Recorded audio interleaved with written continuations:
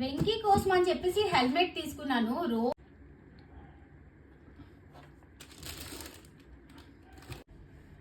ఇది హెల్మెట్, ఇంకొకటి మీరు ఆఫ్ హెల్మెట్ కింద కూడా యూజ్ చేసుకోవచ్చు.